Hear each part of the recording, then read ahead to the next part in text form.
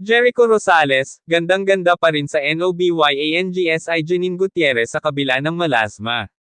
Walang makakapidyo sa pagmamahalan nina Jericho Rosales at Jenin Gutierrez. Sa kabila ng mga usap-usapan tungkol sa kondisyon ng balat ni Jenin, mas lalong ipinakita ni Jericho kung gaano niya kamahal at hinahangaan ang nobya. Kamakailan, naging usap-usapan ang natural beauty ni Jenin matapos mapansin ng ilang fans ang melasma sa kanyang mukha, isang karaniwang kondisyon na nagdudulot ng dark patches sa balat. Ngunit sa halip na maging issue, naging inspirasyon ito para sa marami, lalo na't patuloy na ipinapakita ni Jericho kung gaano siya ka-proud sa kanyang nobya. Sa isang intimate gathering kasama ang kanilang malalapit na kaibigan, hindi napigilan ni Jericho ang paghanga sa ganda ni Jenin. Alam mo, iba yung beauty ni Jenin, hindi lang panlabas kundi pati sa loob.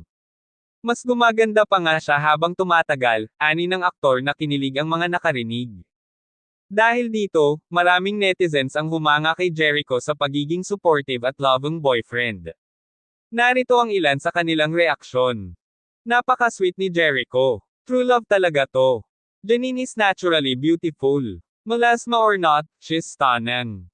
Ang swerte ni Jenin sa lalaking sobrang proud sa kanya.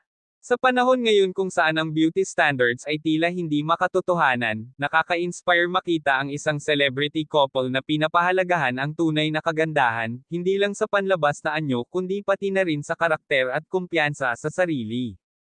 Ano sa tingin mo? Agree ka ba na mas lalong gumaganda si Jenin dahil sa pagmamahal ni Jericho?